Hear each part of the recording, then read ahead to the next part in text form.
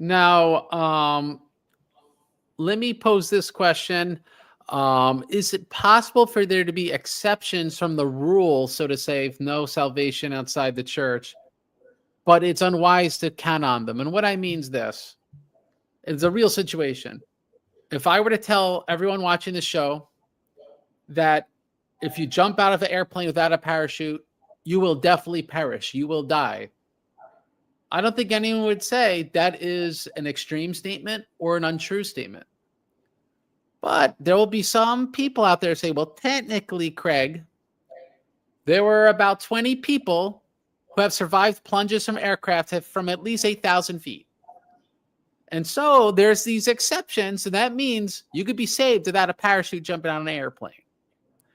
And I think most rational people would say, no, those are very rare exceptions, and you'd be an idiot to count upon jumping out of an airplane without a parachute. That you do need that parachute to be saved from that plunge. So framing the question that way, and then is it possible for there to be exceptions to the rule, no salvation outside the church, but otherwise be unwise to count upon them, just like we wouldn't count upon surviving a plunge from an aircraft without a parachute? You know, the problem that in this, generally in this term, a lot of people don't understand what exactly means to be saved, how God saved, and whom, why. This is why such kind of questions appears, because people believe that salvation is just like a good room and hell is just a bad room. If we believe in this, of course, this is a logical question. Why God not let someone from bad room to enter in good room? But it is not a room. Salvation is God himself. To be saved, we need to be united with God.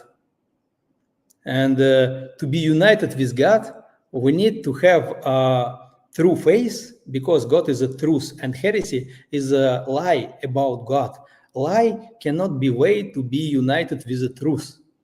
So this is why lie about God, heresy, prevents you to be united with God, whose name truth. It's impossible for you to be united. And even if you have true faith, if you have sins, not repentant sins, also you cannot be united with holy God, because you are sinner by your choice. So, you know, and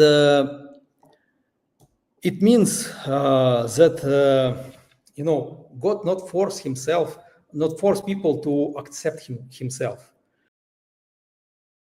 Came to another shore of a lake, and the people of nearest town came to him and politely asked him to leave them. Please, leave us. And Jesus did not answer, no, I came here, I will be here, you must listen to me, etc. He said, okay, you want me to leave, I will leave. And he left them. So this is how God behave. And about salvation, for example, one person asked me, he very sad about his mother. His mother was a Catholic, he's a Protestant, and of course, because they live in Russia, his mother knows about Orthodox Church. He did not Catholic just because they never heard about Orthodoxy. He decided he stays Orthodoxy. So this person, she died, sorry. She died, and this person asked me, and maybe it's possible God will save her. But who prevented you to bring her in Orthodox Church when she was alive? The prevention was her will, because you asked her, Mom, let's go to Orthodox Church. Mom, maybe you will join Orthodox Church. And she answered, what was her answer? No. She did not want. So you could not force her to do this. But now you believe God will force her to do this. It's impossible. Or, for example, if we're speaking not about heretics, let me speaking about atheists. The same question I heard about them. My father was so good person, but he was atheist. He just did not believe in God until the end of his life, and now he's dead. Maybe God can save him. How? If this person decided, I will not believe in this. I don't want to be with God. And if God will say, I will, no, you will be with me, because this means salvation. It means believe that God make violence to people who don't want to be with him. Yeah, you can't force them to be Orthodox.